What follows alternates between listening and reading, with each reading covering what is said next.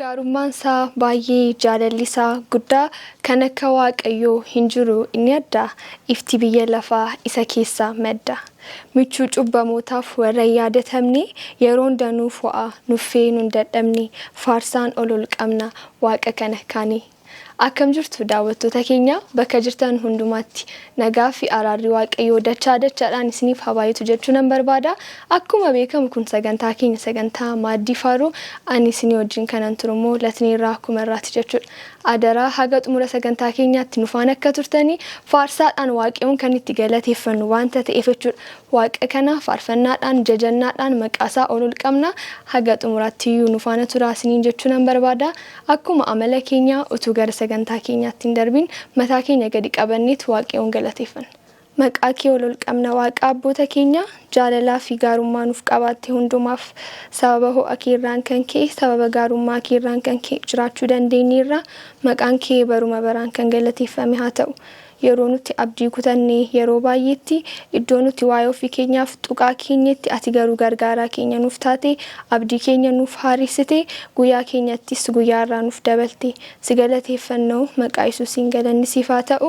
utumati nu gargaartu nuti garuu karaa keerraa jallanne si gaddisiisneerra waaqa jaalalaa ati dhiifama nuuf gochuun jaalala kee haa ta'u haalli fi jireenyi keenya hundumtuu akkasitti tolutti hafuurri qulqulluun geggeessaa jireenya keenyaa haa ta'u sagantaa kana jalqabaa hamma xumuraatti ati ofii keetii geggeessi gaaf tokkommoo ulfina guddaadhaan dhufta qooda tolootaati nuuf kenni jaalala keedha yoo ta'e maqaa Yesuusiin ameen. Akkuma jalqaba jennee faarsaadhaan maqaa waaqa kanaa ol qabna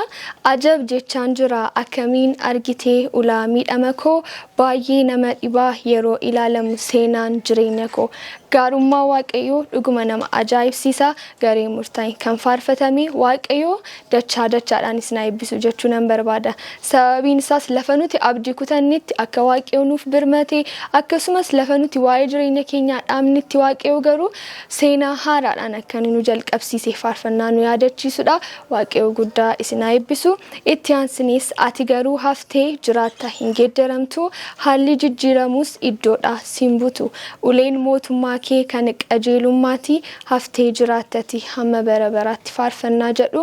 faarfattoota waldaa Jimmaa garee maatiitiin kan faarfatame jechuudha. Yeroo baay'ee in argina namni yeroo abdii isaa kutate waaqayyoon dhiiseera waaqayyoon jibbeedha jedhee haasa'u. Haa ta'u malee garuu faarfannaa kana keessatti amalli waaqayyoo akka hin jijjiiramne baroonni yoo jijjiiramanis guyyaan yoo jijjiirames waaqayyoo garuu akkuma sana akka ta'e jaalalli nuuf qabu akka inni hin hir'anne faarfannaa nu yaadachiisudha. Faarfannaa kana lamaaniin waaqayyoon galateeffadhaa isiniin jechuun barbaada. Ayyaanni isaas ni fabaayatu.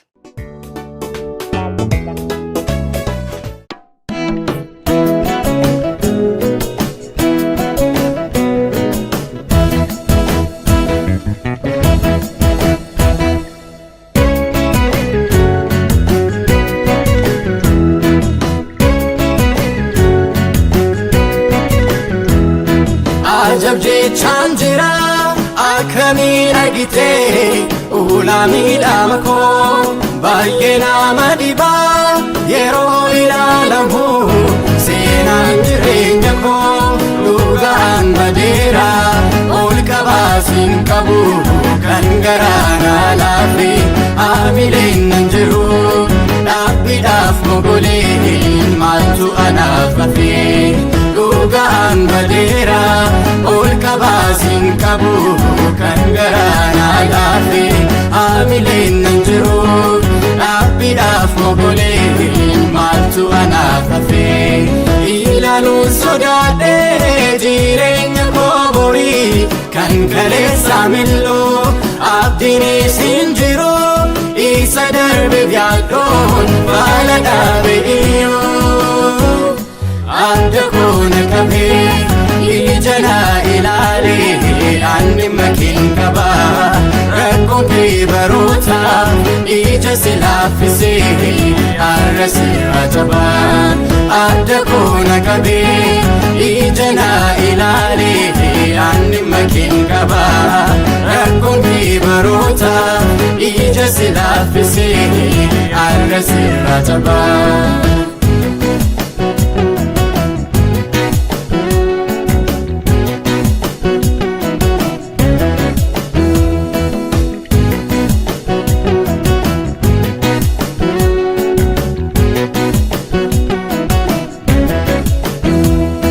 Maaltu abdatamaa kan gaarii fakkaatu hubee nama miidha jabina kee fedhu oolee bulee ka'ee kiyyoo saammadhidha. Dogoggoraan ta'us kan garaan jabaanne Yesuusan arge waaqa garraa miti narra hin ilaalle akka gosa margee. Dogoggoraan ta'us kan garaan jabaanne Yesuusan arge waaqa garraa miti narra hin ilaalle akka gosa margee. Ilaaluun sodaadhee jireenya koo borii kan kaleessaa mil'uu abdiinis hin jiru isa darbeef yaaddoon faala dhaabeeyyuu adda koo na qabee ija na ilaalee ani makin qaba rakkoon kee baroota ija si laaffisee har'a sirraa caba. Adda koo na qabee ija na ilaalee ani makin qaba rakkoon kee baroota ija si laaffisee har'a sirraa caba.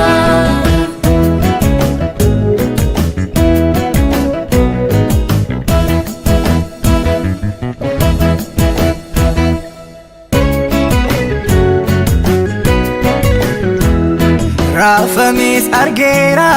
kana na darbatan danuudha turanii caba garaas qaba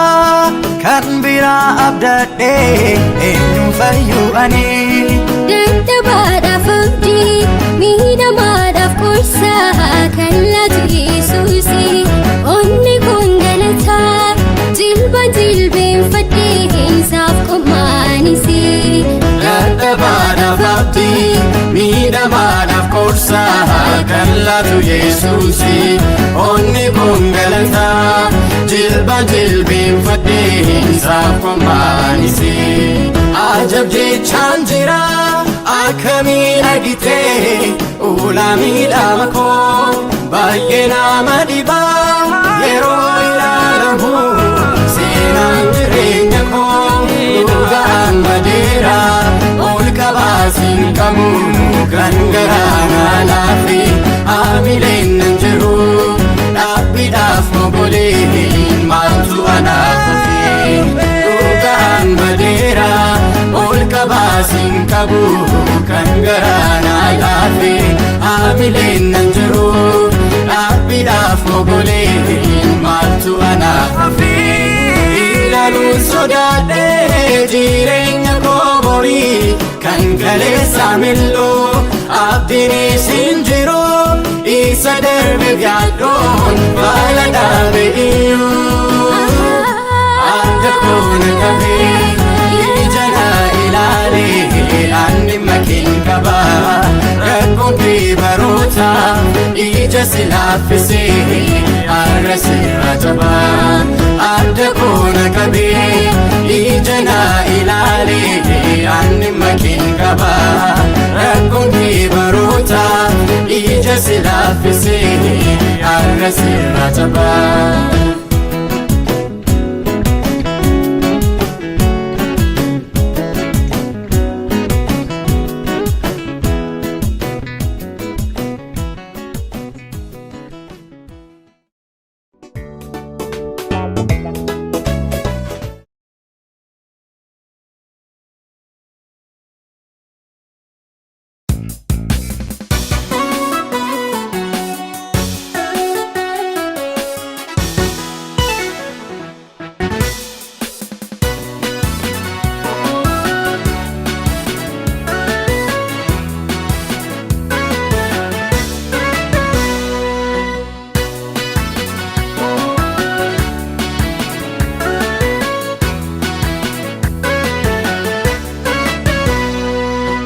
jalqabatti hundee lafaa jabeessite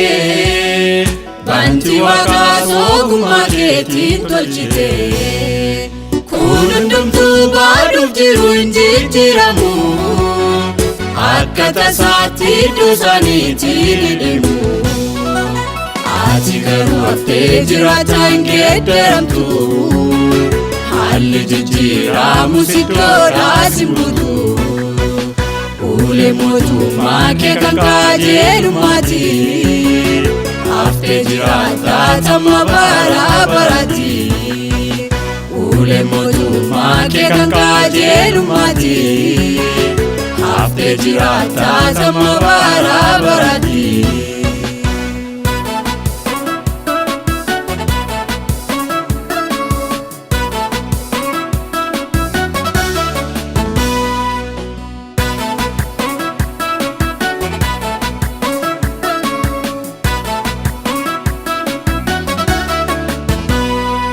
bulchiinsa kee feenyu mormii dhageessisa si qofatu akka dabeeddoon deebisa si biratti ilaalama himmaanni jogu hadhiyeessaa si biratti taasan dabu ulee mootummaa kee kan qajeelummaati haftee jiraata tamma bara baraati ulee mootummaa kee kan qajeelummaati haftee jiraata tamma bara baraati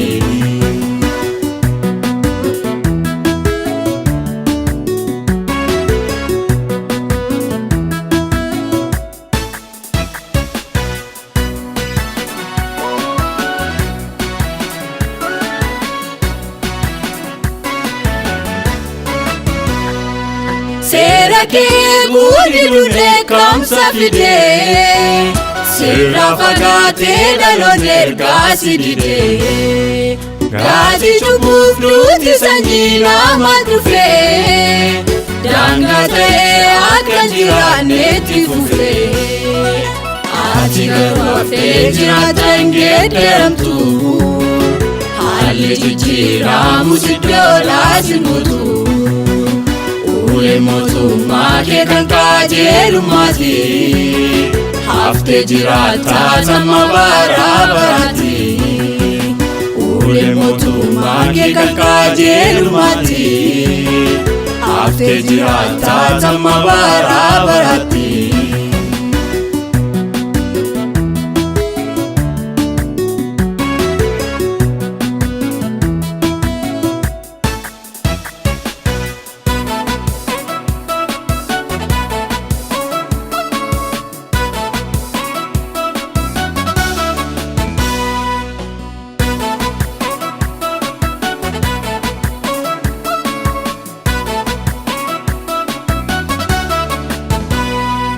qajeelummaan kee baroota hundumaatti amanamummaa kee hin jijjiiramti wal caalmaaniin argamu mandaara keetti teessoon kee teessoo haqaaf kan jaalalaati ulee mootummaa kee kan qajeelummaati haftee jiraata tamma bara baraati ulee mootummaa kee kan qajeelummaati haftee jiraata tamma bara baraati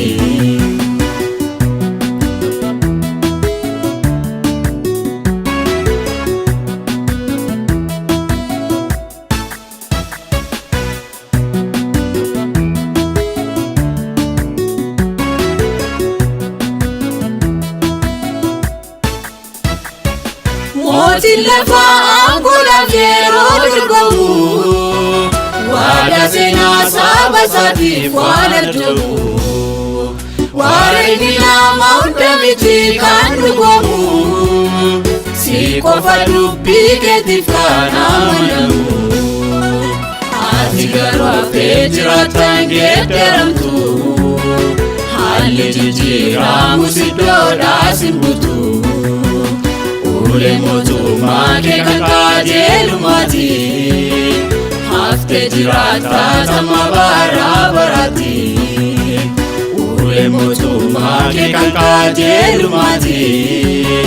hafte jiraata tamma bara barati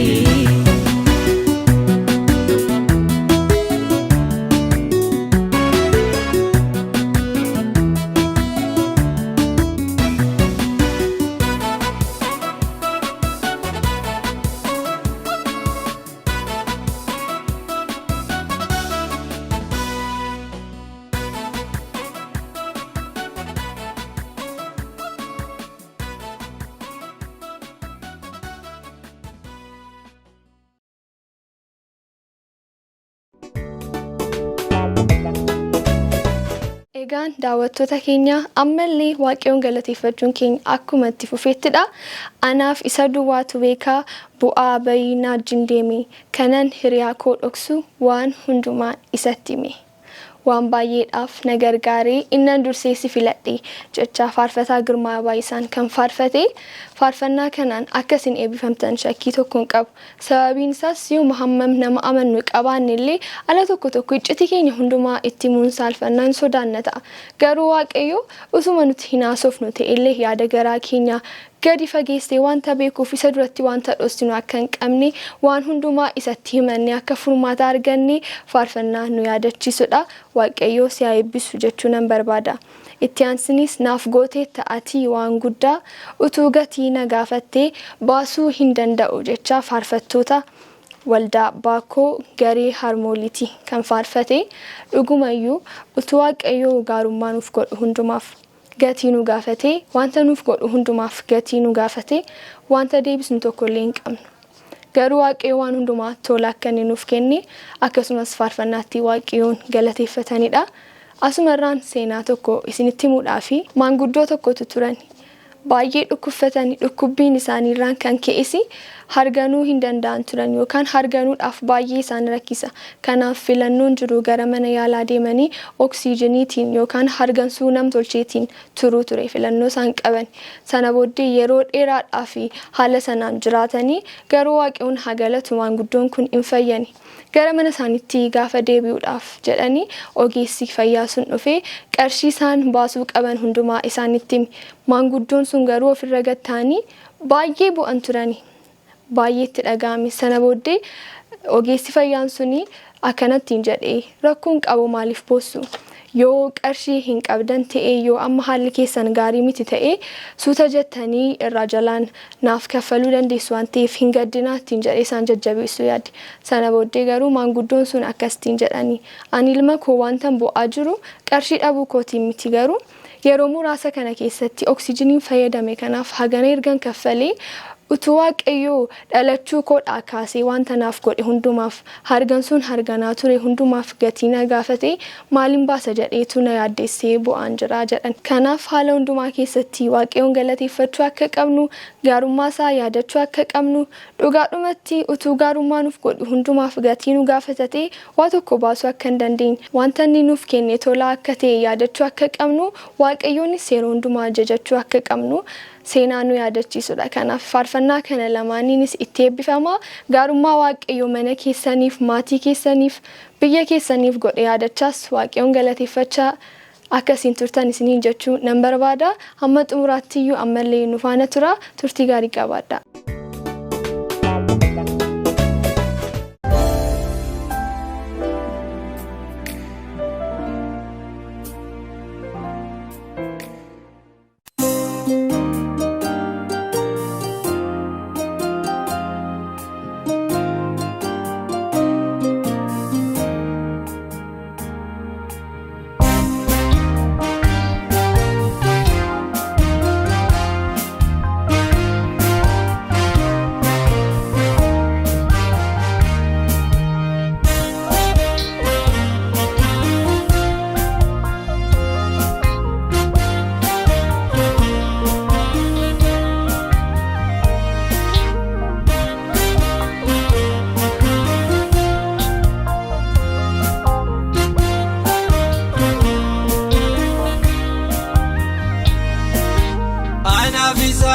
Beka bu'aa ba'inaa jindeeme kanaan hirri'aa godhoksu waan hundumaan isatti hime laftinis gaatamee ture asmitti baay'ee fagoodha attamitti asiin nageesse gooftaa koo kunnaaf qooda waan baay'eedhaaf na gargaare innan dursee si filadhe bokkuu baay'ee laffadheera fannoo kee dha'oo godhadhe duwwaa qodaa kunaaf guute malee eeginan taasifne manni kee waan hundaa qaba harkurmaanaan ilaalchifne malkaa baay'ee na ceesifte barruu kee gubbaas na baatte sichis nuffite nan buuftu gooftaatu garaa jabaatte.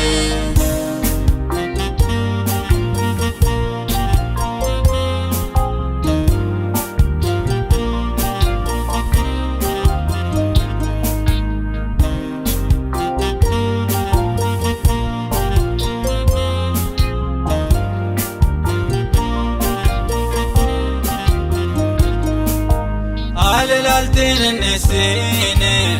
yaara koof gidiraate anta kaleeyya embeeku gooftaa sitti waamamuutti aara galfii lafa oona kan taliilaa namaaf yaasu sichi argaan si mi'eeffadhe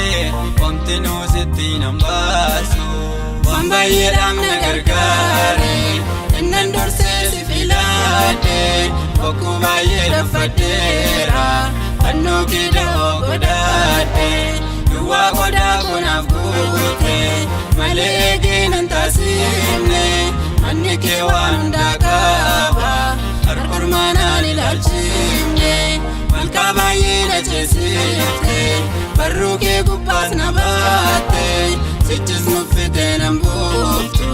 gooftaatu garaa jabaatte.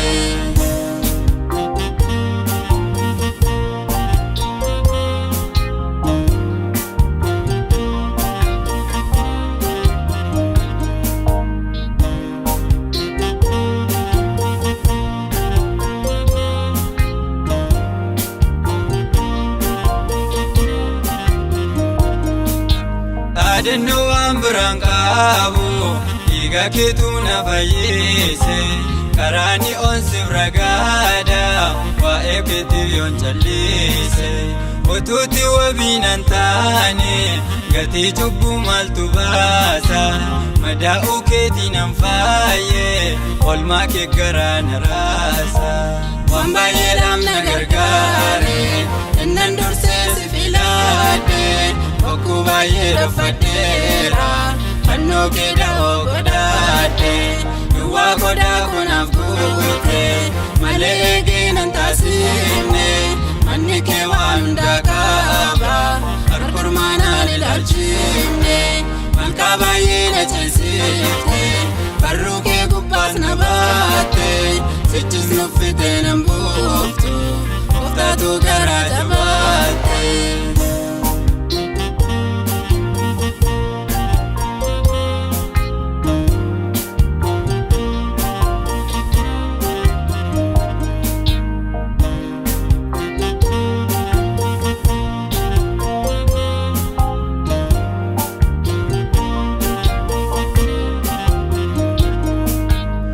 Bata kan biraan qabu fayyuun koo sababii keefi aadaaf abbaarra naaf caalta madaalliin qabda tanaafi baroota keessatti hin turre cubbuu kan of laatu naannoo jechan na hanqaate maqaan kee naaf ulfaatu.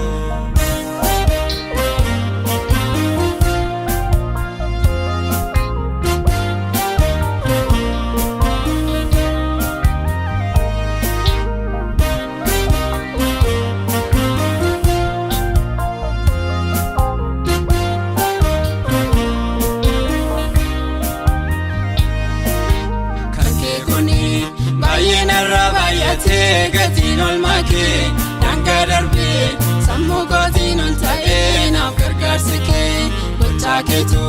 dandeetti goonan ta'ee lafee koo nyaata yommal jedhee jecha kamiinan garaa sichiif salaata kan kee kuni baay'ee narra baay'atee gatiin ol makee dangaa darbee sammuu kootiin ol ta'ee naaf gargaarsi kee gochaa keetu dandeetti goonan ta'ee lafee koo nyaata yommal jedhee jecha kamiinan garaa sichiif salaata.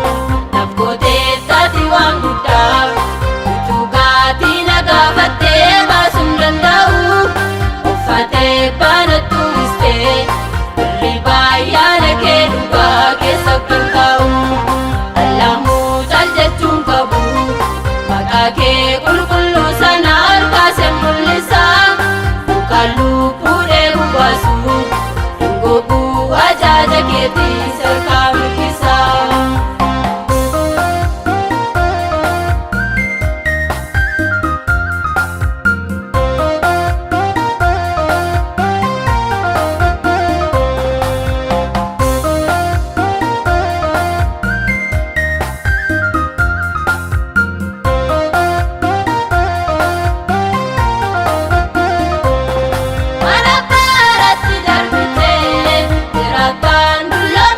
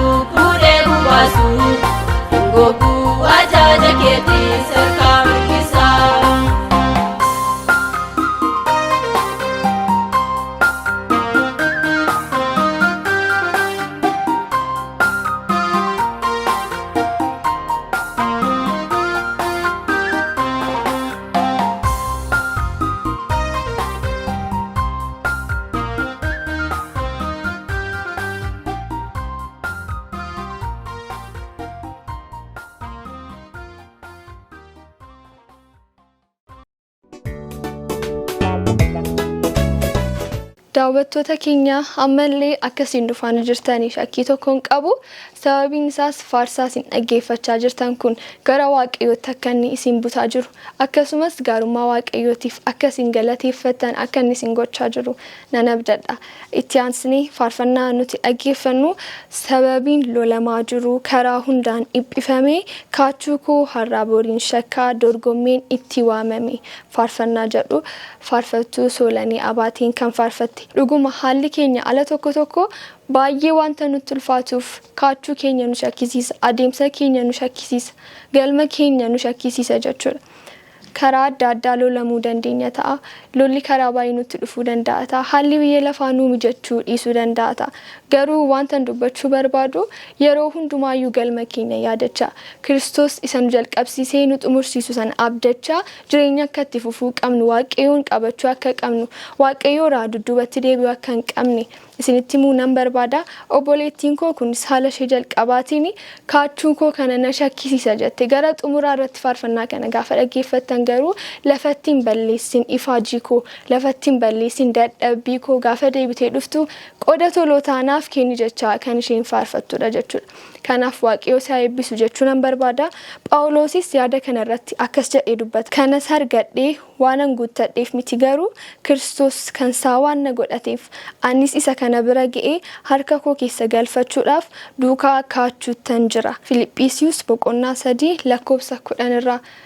kan inni jedhee Phaawulos gara jalqabaatti yoo yaadan qabdanii ilaaltaniitu ta'e kanas argadhee waanan guuttadheef miti yookaan wanta yaada isaa hundumaa wanta guuttateef miti fedhii isaa waan argateef miti haa ta'u malee Kiristoos kan isaa wanta isa godhateef garuu kaachuu isaa akka inni itti jabeessu akka inni xumuraan ga'u akka inni galma ga'uudhaaf fiigu kan dubbatedha jechuudha kanaaf nutis haalli keenya gaarii yoo ta'u dhaabaatellee abdii kan nu kutachiisu baay'ee yoo ta'ellee kaachuu keenya itti fufuu akka qabnu sababiin isaas Kiristoos gaaf tokko kan hundumaatti nu boqochisuudhaaf akka jiru abdii guutuu wanta qabnuuf jechuudha faarfannaa kanas kan isheen jecha faarfattu sababiin lolamaa jiru karaa hundaan dhiphifame kaachuu karaaf boriin shakkaa dorgommeen itti waamame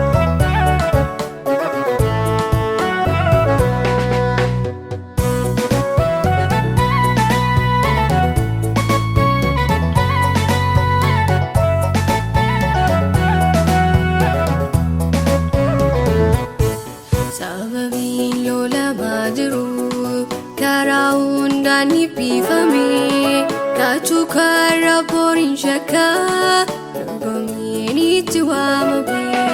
deemsa karaa koo gubbaatti wanta baay'ee na mudata anoon beeku yaa gooftaa koo kan koo maal ta'in na laata anoon beeku yaa gooftaa koo kan koo maal ta'in na laata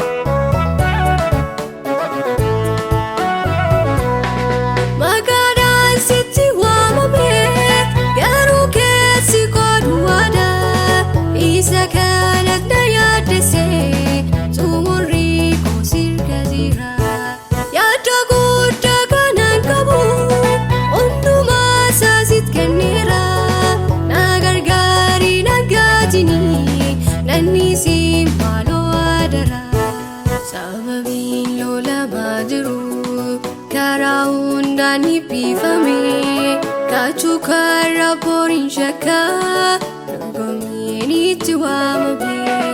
deemsa karaa koo gubbaatti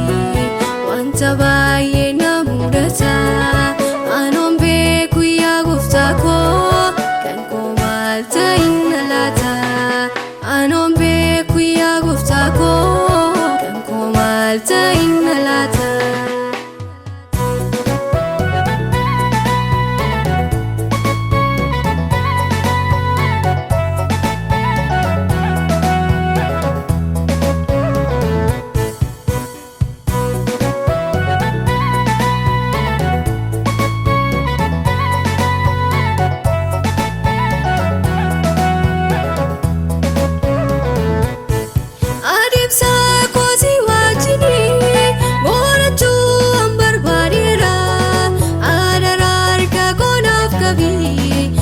sooflaatu anfiriira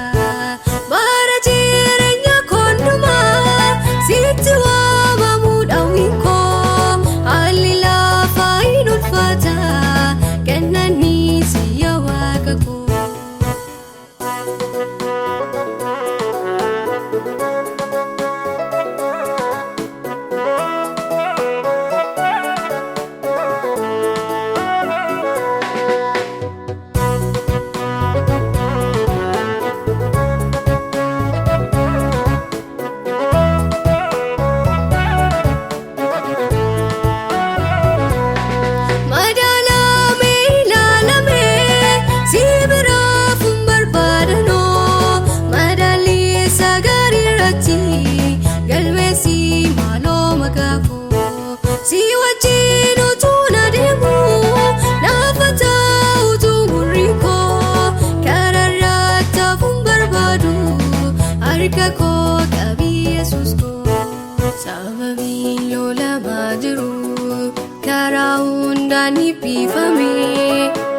Kara borin shaka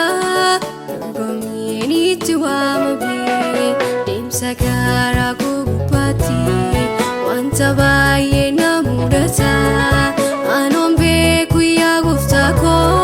kan komalta inalata anombe kuya guftako kan komalta inalata.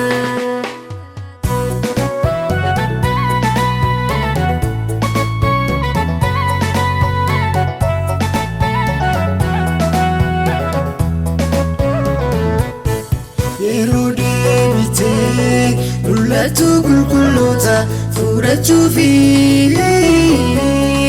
warra kan keetaan yaaddo lafatti furuufi anis nannisin adaraa raawwattee dachee kanatti si jira deemuun barbaada amma baada koosanatti anis nannisin adaraa raawwattee dachee kanatti si jira deemuun barbaada amma mana koosamiti ifaji koo lafatti balleessinati ifaji koo lafatti balleessinati ifaji koo lafatti balleessinati.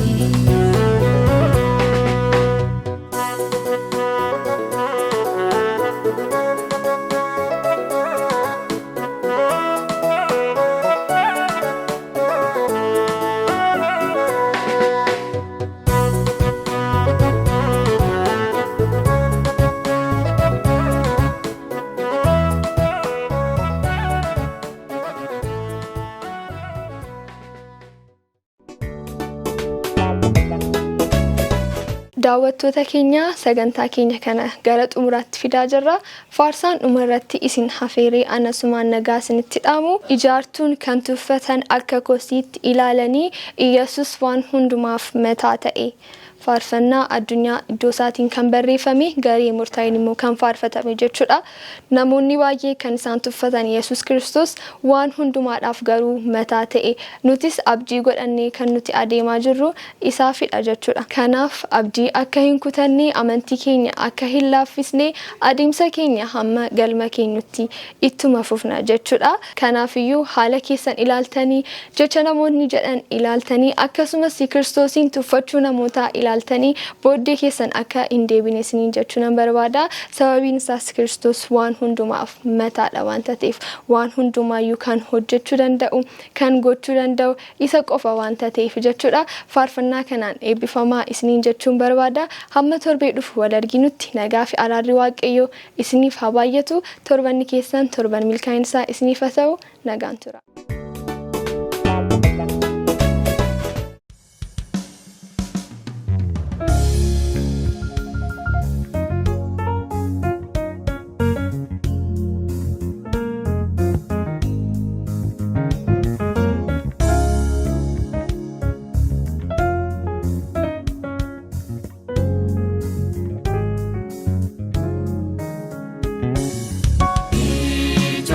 Kan tuffata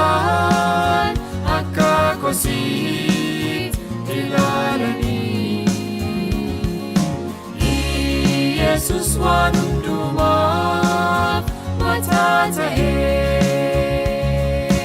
harka namootaatti waraanamee ajjeesanii awwaalanii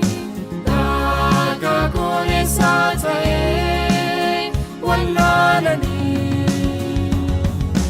namootaaf fayyina baatee dhufee gara ilmaan namootaa isaan gaarsaa nu baannee fannisan gidduu hattoota Yesus dhagaa golee ulfina isaanii dhufee afayyaaniif cubbamoonni hojii isaanii waan itti himuuf ibsan jaallannee namoonni Yesus dhagaa golee.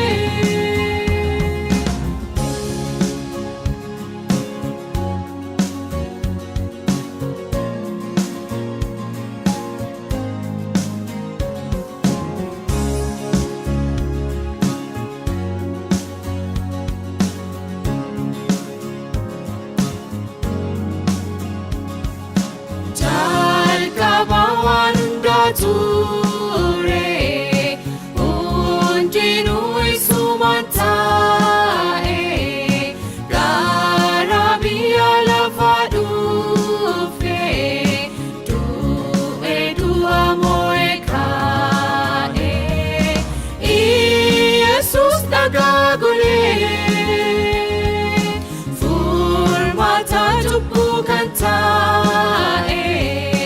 Yesus maasisaa jiraata ayyaana isaa keessa dhoksee cubbamaa harkatti baata Yesus dhagaa golee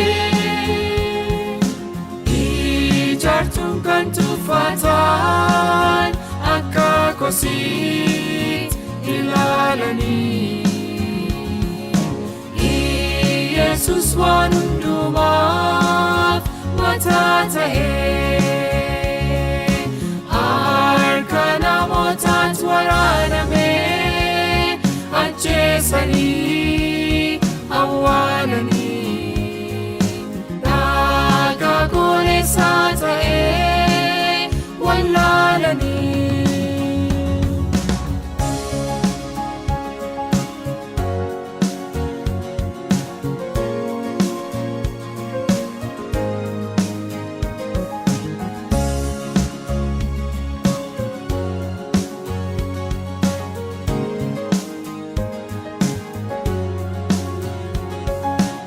Ibboo hundumaa danda'e rakkina hundumaa baatee aboo waaqummaa isaa dhiisee martoodhaan fannootti ol ba'ee Yesus dhagaa golee jaalina tokkollee hin goone irraan argamne mudaanii haadhoftuu buqqee fudhatee ol ba'ee fannoo gubbaatti Yesus dhagaa golee ijaartuun kan tuffatan akka kosiit ilaalanii Yesus waan hundumaaf mataa ta'ee harka namootaatti waraanamee ajjeesanii awwaalanii dhagaa goleessaa ta'ee wallaalanii.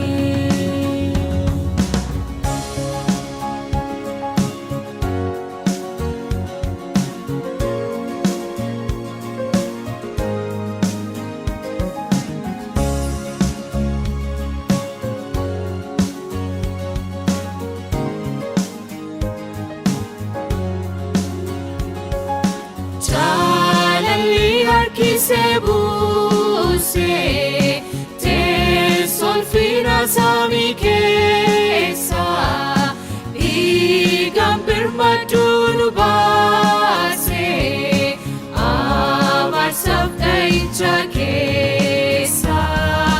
Yesus dhagaa golee daaree qullaa keenya dhokse jooree ulfina nuuf kenne hoolichi inni qalame fayyuu keenya mirkaneesse Yesus dhagaa golee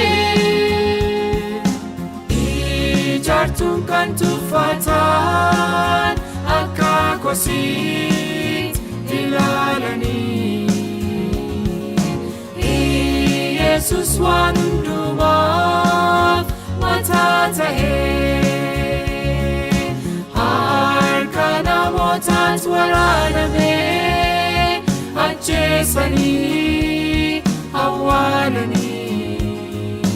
dhagaa goleessaa ta'ee wallaalanii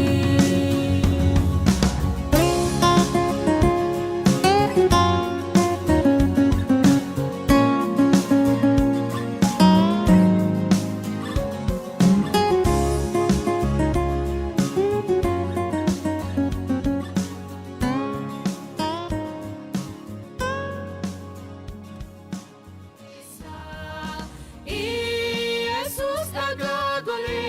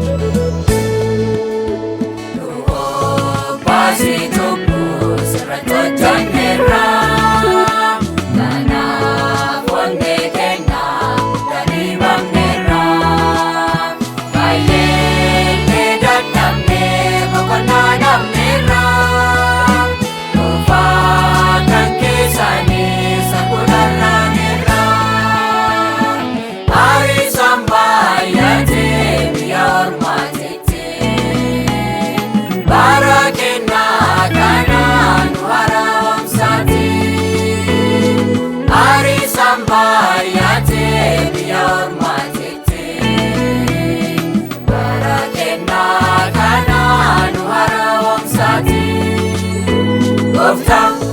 barakena minu harawumsi akka durititti anuma sake barre kuna mada baye sodanera lafa falam terada bandera asira de mudaf tufake venera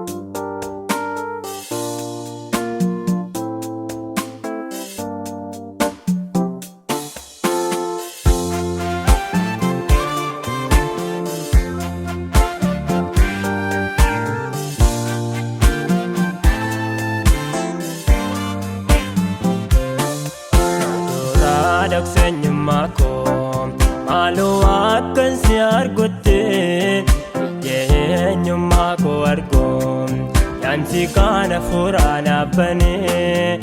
finko natti mullannan bada godam na sadalte no daversite nallatin telefon kotitte sababi ofgano dadabo nama baye tarka kenne ani sakasta inalata jede baye se ofsodate Amfon kotti duna bayam Gofta sitta dabao manam Sina la jirenya tonjerom Kanam no isin filanam Adara jaliftin nisin Jesus kwa sitta nafamanam Amma minne si gaddis Jesus Orisa duma kena bayam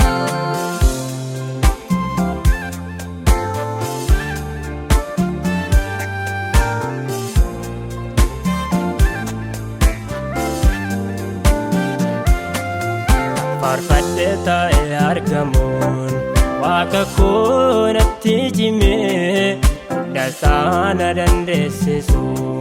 gooftaa koo naaf ergime fedhii qaba keessi koo siif abboomamee jiraachuun haalosiif hin danda'ama jireenya koorratti hojjedhu sababii hogganu dadhaboof nama baye tarka kenne ani sakasta inalata jede baye se obsodate amfon kotti duna bayam gofta sitta dabao manam sina la jirenya tonjerom kanam no isin filanam adara jaliftin nisin Jesus kwa sitta nafamanam Amma minne si gaddis Jesus Orisa duma kena bayam